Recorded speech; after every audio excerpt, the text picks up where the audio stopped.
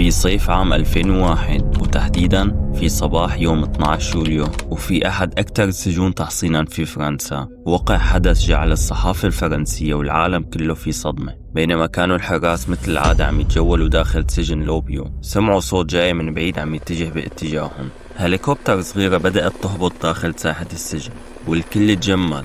أمام أعينهم ركض سجين واحد باتجاه الهليكوبتر وقفز بداخلها، وبعدها حلقت واختفت بالسماء. اليوم رح نفتح ملف شخص اسمه باسكال بايت، الشخص اللي جعل السلطات الفرنسية أضحوكة للعالم. قبل ما نبلش لا تنسوا اللايك والمتابعة. معكم محمود ويلا نبلش. باسكال بايت ولد في فرنسا سنة 1963. نشأ وسط حياة عادية، بس بعدين توجه نحو الجريمة، من اقتحام بيوت لاقتحام متاجر، عمليات سطو مسلح، كل شيء.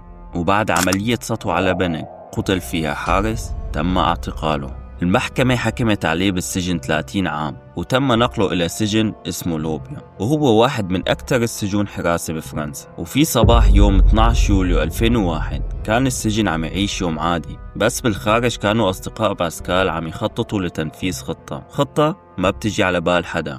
استأجروا هليكوبتر وأجبروا الطيار تحت تهديد السلاح لأنه يتوجه نحو السجن. والساعة 11:45 صباحا هبطت الهليكوبتر وسط ساحة التمارين. كله تفاجأ وما صدقوا اللي عم يشوفوه. بعضهم اعتقد أنه تابع للبوليس، لكن باسكال عرف أنه اللحظة المخطط لها اجت، وهون استغل الوضع والصدمة اللي عاشها السجن وقفز للداخل.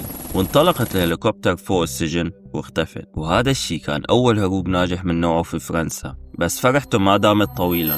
بعد 10 أشهر من المطاردة وفي أبريل 2002 عثرت عليه الشرطة مختبئ في فيلا تابعة لأحد أصدقائه. كان بيستخدم هوية مزورة وبيعيش بهدوء، بس في حدا وشى عليه، وهذا الحدا من أحد المقربين له. تمت مداهمة المكان فجرا وباسكال عاد للسجن مكبلا من جديد. وهون السلطات الفرنسية تعلمت الدرس، أو على الأقل هذا اللي اعتقدته. بعد القبض على باسكال نقل إلى سجن شديد الحراسة، بس باسكال ما استسلم أبدا وعجبه الأكشن اللي عمله هداك اليوم. وفي 14 أبريل 2003 الساعة 8 الصبح هليكوبتر جديدة ظهرت في السماء، ومثل ما عمل بالمرة الأولى أصدقاء باسكال سيطروا على الطائرة من جديد وأجبروا الطيار أنه يهبط داخل السجن. وبهديك اللحظة عمت الفوضى بين السجناء، وباسكال استغل هي اللحظة وقفز للمرة الثانية داخل الهليكوبتر واختفى في السماء ونجح. بس الهروب الثاني ما كان أفضل من الأول. الشرطة الفرنسية أطلقت عملية مطاردة ضخمة.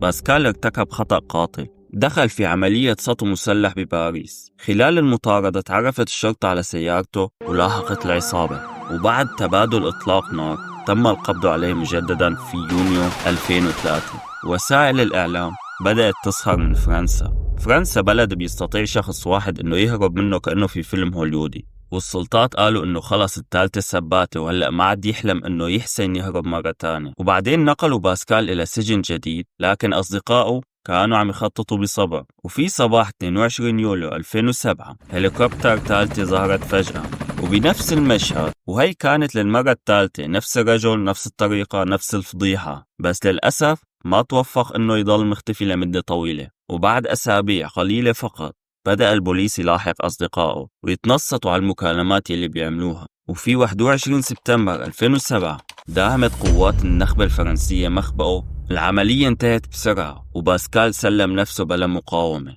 والمرة الثالثة كانت الأخيرة. نقل إلى سجن شديد الحراسة وأصبح رمز في الصحافة الفرنسية بين الأسطورة والمجرم المتهور. باسكال عاش نصف حياته بين القبضان والنصف الآخر في محاولة الهروب. كل عملية كانت تظهر عبقريته وجرأته، بس للأسف كانت بتنتهي بنفس المصير.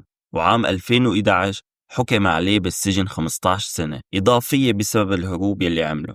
وبعد سنوات طويلة خلف القبضان أفرج عليه مؤقتا عام 2019 وضل تحت مراقبة مشددة. قصة باسكال هي تذكير إنه الحرية غالية، بس ما لها أبدية إذا ما بتعرف كيف تحافظ عليها. واليوم اسمه كواحد من أذكى وأجرأ السجناء في التاريخ. فالسؤال لك عزيزي المتابع، هل كان باسكال بطل تحدى النظام أو مجرم عاش وهم الحرية لثواني بعدين دفع ثمنه سنوات طويلة؟ اكتب لي بالتعليقات، ولا تنسى الاشتراك بالقناة وتعمل لي لايك على هذا الفيديو لأنه هذا الشيء بيشجعني كمل. كان معكم محمود وسلام.